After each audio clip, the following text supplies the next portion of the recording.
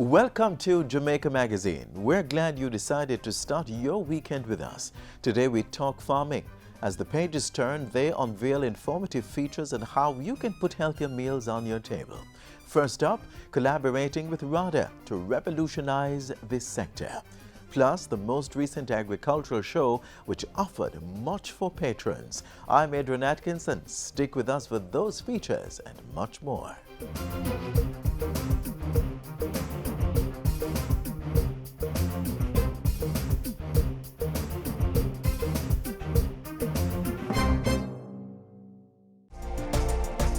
Cancer, stress, high blood pressure. Guard yourself against these potentially deadly conditions by eating healthy.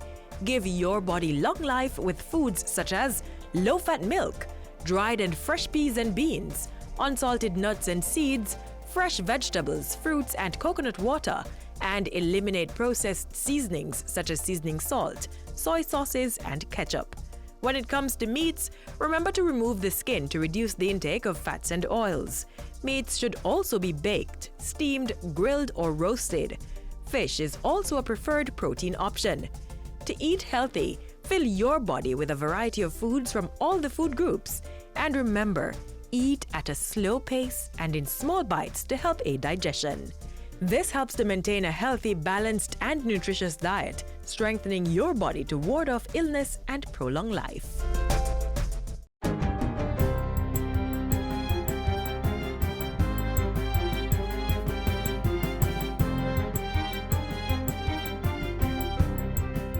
Good day, I'm Theodore Henry, and this is your JIS News for Friday, April 21. Jamaica's counterterrorism mechanism has been bolstered with the signing of a Memorandum of Understanding for a National Training Initiative in Counterterrorism Management. The agreement was signed on Thursday by the Caribbean Maritime Institute, CMI, and the Ministry of National Security through its National Counterterrorism Forum. The greatest threat to investment is security. And if Jamaica is pursuing investments internationally, the first thing you have to ensure is the safety of the people who are coming to invest. It's also important if you're seeking to use a multimodal approach to transport. Everything has to have a seamless connectivity in respect of security.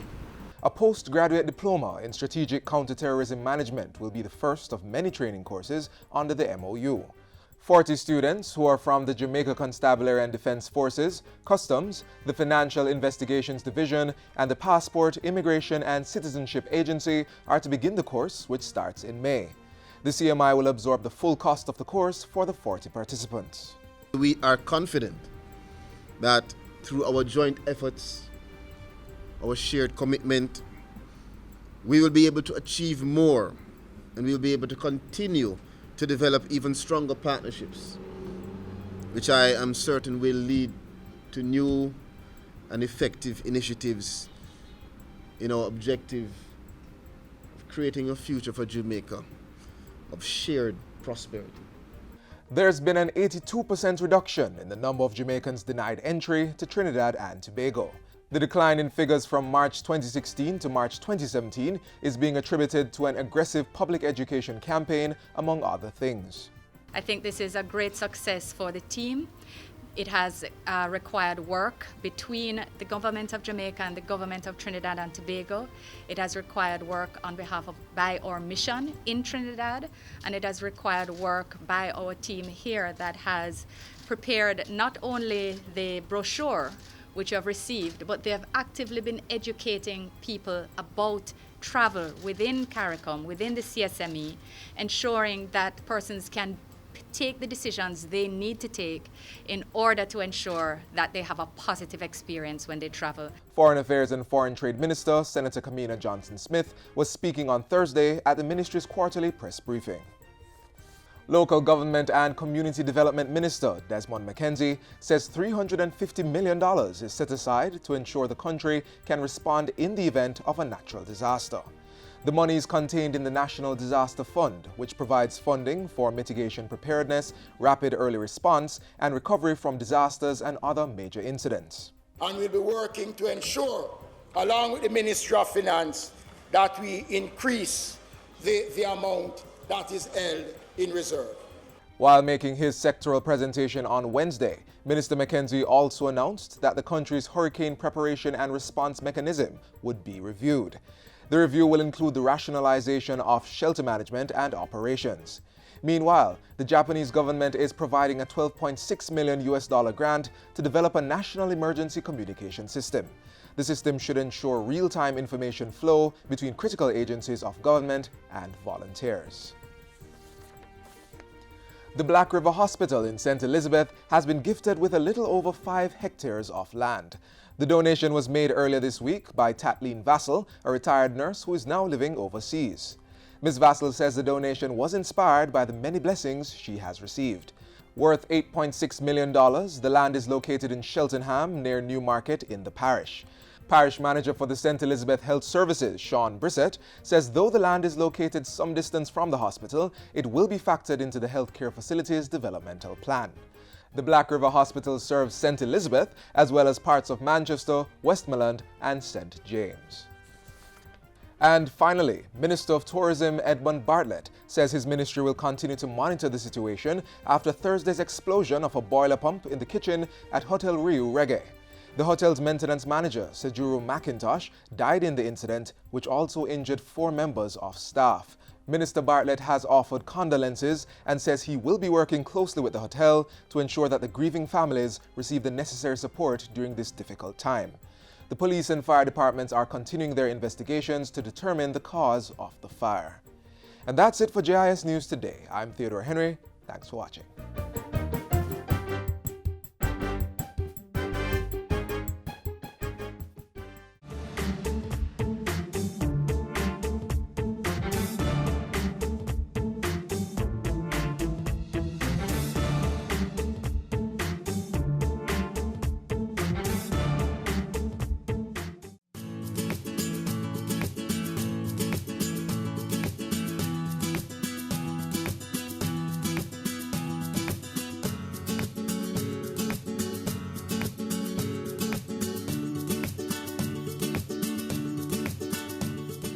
The Rural Agricultural Development Authority, RADA, is moving with the times.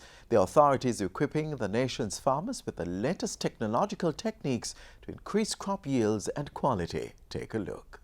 Agriculture has always been the backbone of Jamaica's economy, providing food and raw material for consumption and export, as well as numerous employment and entrepreneurial opportunities. And the Rural Agricultural Development Authority, RADA, has played an integral role in the sector, creating a sustainable environment through the use of technology and contemporary farming practices.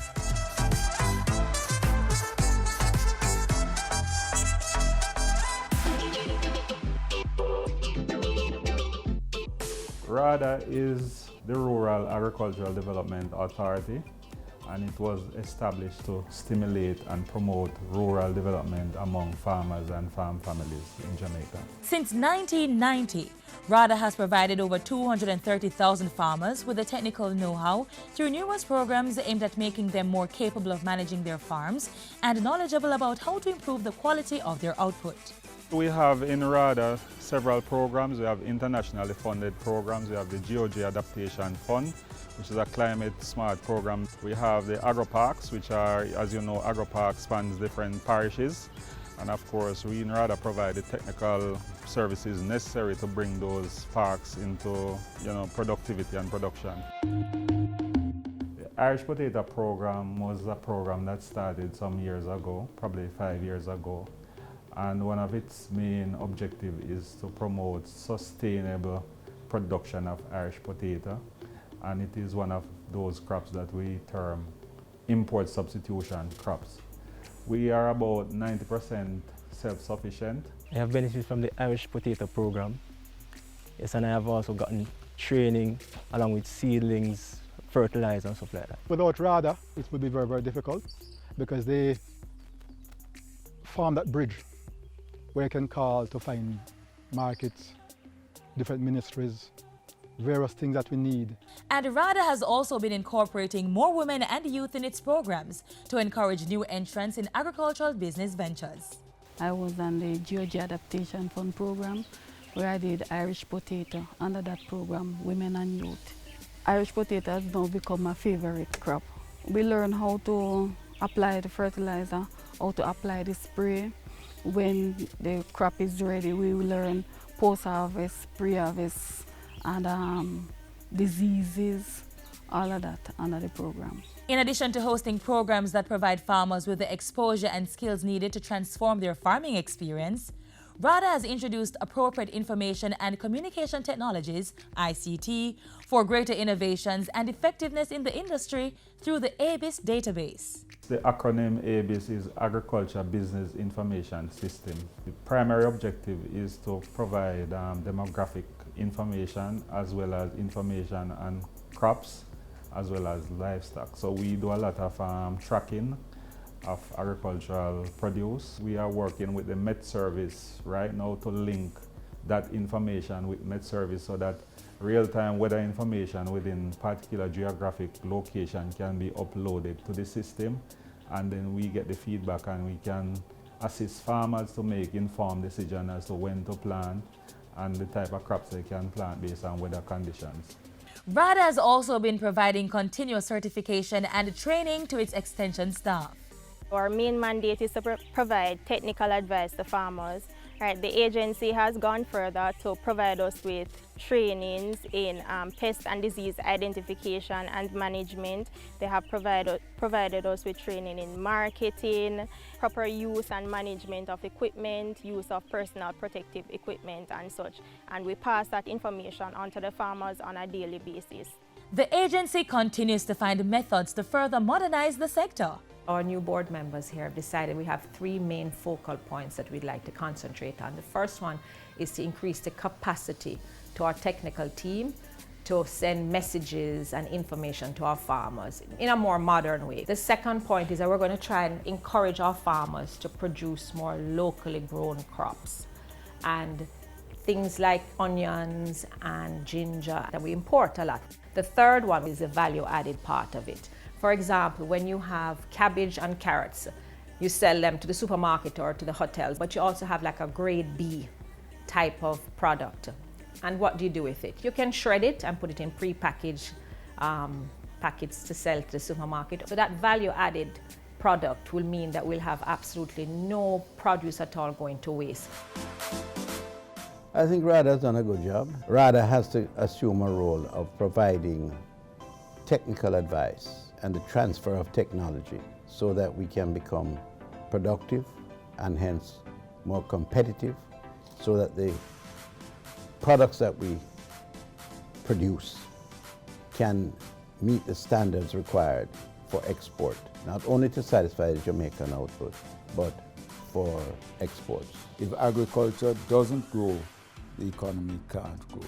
And so RADA is a critical element in agriculture and a critical element for growth in this economy. I am so grateful for the extension officers. Like, we can call upon them at any time. I thank them immensely, especially the field officers, because they come out almost every week to check on us. It's very worthwhile seeing the farmers utilize the information that they have been given and use it in order to better themselves. For more information about RADA, call 977-1158 to 60 or email executive@rada.gov.jm.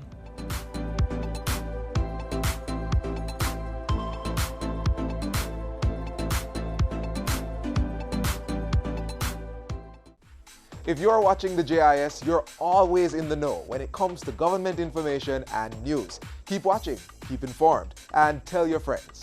JIS, your #1 source for government info.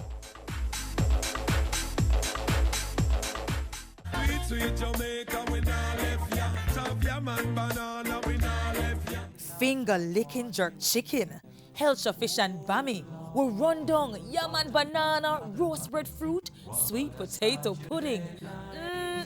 Jamaica food sweet. So let's make a pledge to use more local produce and less foreign goods.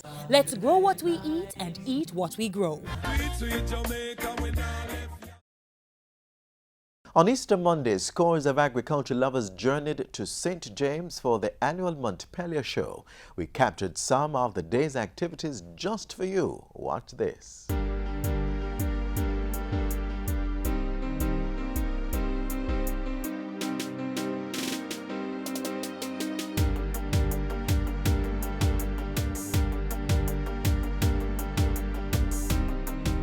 This show is a very important show on the calendar of the Jamaica Agricultural Society. It's one of the events that we use to celebrate Farmers Month.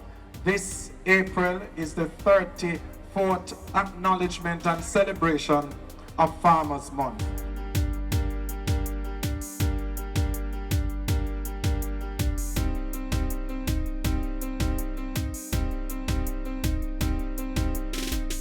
Let me say why the Eat Jamaican campaign is a game-changing campaign.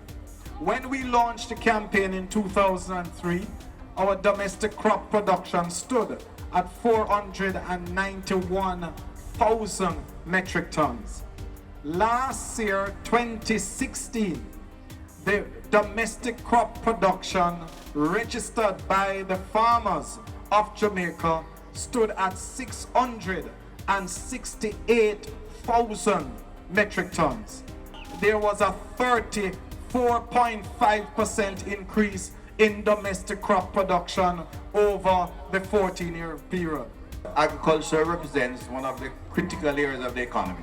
If we are to achieve our 5 in 4 growth target, agriculture is one of the critical areas in getting us there, and in really and overcoming rural poverty is one of the objectives of this government. And unless we in fact overcome rural poverty, we cannot really speak of taking the country from poverty to prosperity. The challenge we face, the government, I speak on member of the government, and that the Ministry of Agriculture faces, is to identify a number of these products and ensure we can commercialize it. You take something like the cassava pancake mix. We have various products of cassava over one exhibition booth, but that is something that can be easily commercialized. It is tasty. It is maybe a better product than the imported wheat flour. The government has initiated a number of policies, of course, which could be beneficial. The Ministry of Agriculture is now associated Ministry of Industry and Commerce, which means they are right beside where it should be, but agro-processing, marketing, and commercialization come under one window, under one umbrella.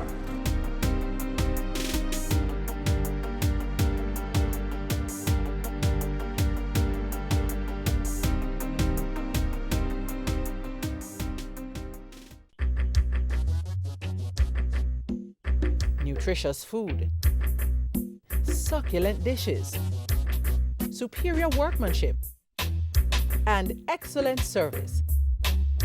Jamaica is on the go. Let's grow what we eat and eat what we grow. Let's harness the indomitable spirit of our most valued resource, our people.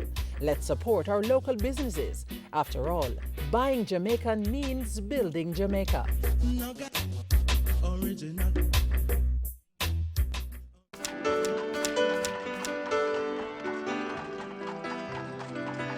Are you living in a strata complex with limited yard space? Container farming may be the best choice to grow your beans and vegetables.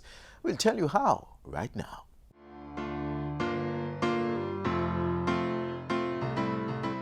This garden is beautiful, right? Well, it took quite some time and a lot of hard work to get it to this stage. Did you get it in someone's backyard? It is. Backyard gardening is one sure way of eating healthy and saving money. Today, both you and I will be learning some important pointers on growing our very own garden. So, come, let's dig some dirt. With me is Master Gardener Rashida Linton. She'll be telling us what to consider when choosing a location for a garden. Rashida, this looks like a good enough location. It is. This is quite okay. You need to ensure that your property is located in an area that receives anywhere from 6 to 8 hours of sunlight per day. In fact, you need to also ensure that it gets adequate amount of water. It could be either a water tank, a roof gutter, or just a simple tap. You know what? Chris, he's well informed, very experienced. This is his property. Okay. He'll be able to tell you anything you want to know. Chris, this is Kerry. Kerry, this is Chris. She's interested in farming. Please tell her anything she wants to know. See you guys later. Okay. All right, later. Chris, look like we're going to do some farming. Yeah, all right.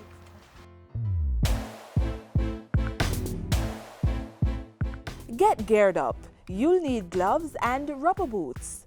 First, clear the land of stones, tins, broken glass, or other types of trash and large sticks or plastics that will hinder your plant's growth. Next, use the fork to dig the area and loosen the soil. You may want to make sure that you fork at least 10 to 12 inches or roughly 25 to 35 centimeters so that your plant roots grow easily. This is also the time that you should add whatever animal manure you have to the soil. Also, you may consider adding sand to improve soil structure and drainage. You want a nice crumbly texture. How much manure do you need? Use 1 kilogram or about 2.5 pounds of chicken manure or 4 kilograms or 8 pounds of cow dung or goat manure to 1 square meter or a yard-sized bed. Fork the manure well into the soil and keep forking to mount a raised bed that is at least 3 feet wide or 90 centimeters and 20 to 30 centimeters or 1 to 12 inches high. Keeping the width at 3 feet will make it easier for you to sow, weed, water, and reap from the outside in without having to reach too far. To further ensure that your soil is free from pests and diseases, cover the soil with plastic for a few weeks. Cut large garbage bags down to the side seams and lay them on top of the soil to cover. You can use stones around the edges to keep the bags in place. The plastic covering will allow the soil to get heated in the sun, and over time, this will kill most of the insects, pests, and viruses that might be living in the soil.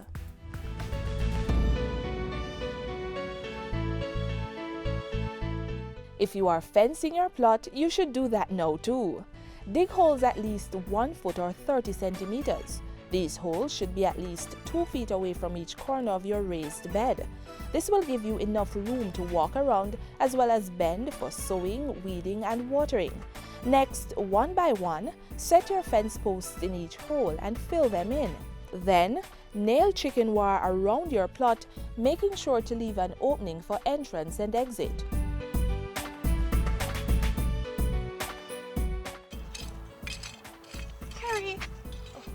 This is good, but you know you don't have to go through all this trouble. There is a much simpler way, especially for persons who don't have enough space. It is called containerized gardening. You need to ensure that you have access to good amount of water along with 6 to 8 hours of sunlight per day. In fact, Bridget has a containerized garden. Let's go and see her. All right. Chris, thanks. Thank you.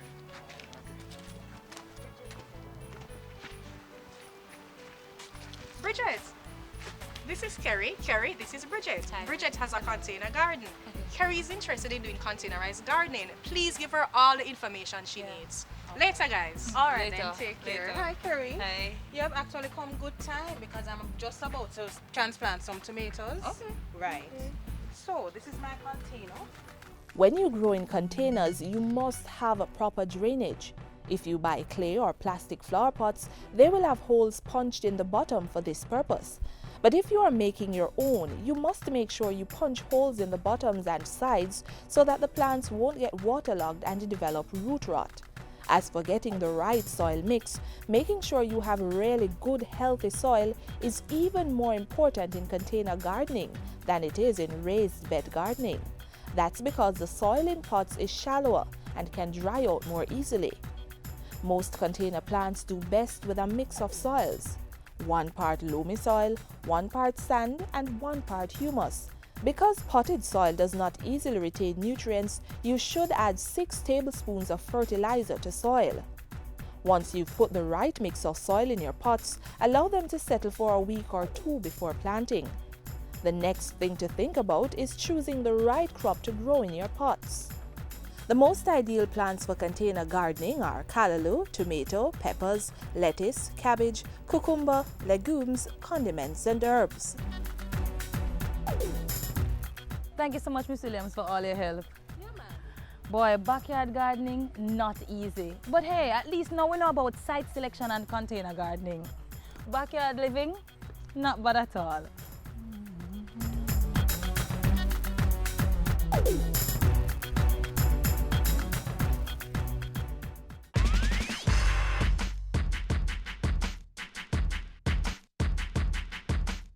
You may be saying farming is not for me. I don't have a green thumb or I don't like to get my hands dirty. But those who have planted will tell you it's one of the sweetest feelings when you get to reap the fruits of your labor. Seeing a crop grow from a seed or seedling into an edible produce, nurturing it daily by watering and keeping it free from insects, then getting to send it straight to your tummy is nothing short of pure joy. And if you grow sufficient and enough to share with neighbors or relatives, oh my, your blessings are tenfold. I'm encouraging you to plant something. It could be cash crops such as tomatoes, scallion or callaloo. It doesn't have to be large-scale planting. Your Sunday dinner vegetables could come straight from containers on your veranda or in your backyard. By doing this, you not only reduce your food bill, but also eat healthier. Let's grow more as we seek to become the place of choice to live, work, raise families, and to do business.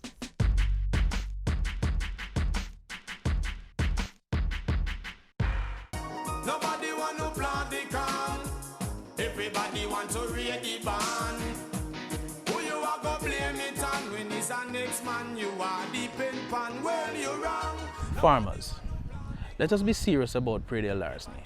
It is affecting all of us. If you are aware of incidents of predial larceny, make contact with your local police station or call Crime Stop at 311. Predial larceny is everybody's business. No mind if me stall. Them no business if me back against the wall. This a living sometime making me ball. Seems like there ain't no love.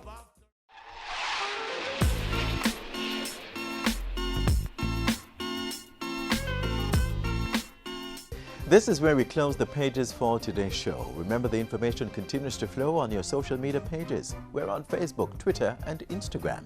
You may also visit our webpage, jis.gov.jm, or YouTube channel. Feel free to download our app from the Google Play Store. I'm Adrian Atkinson. Have a great weekend. This has been a production of the Jamaica Information Service, the voice of Jamaica.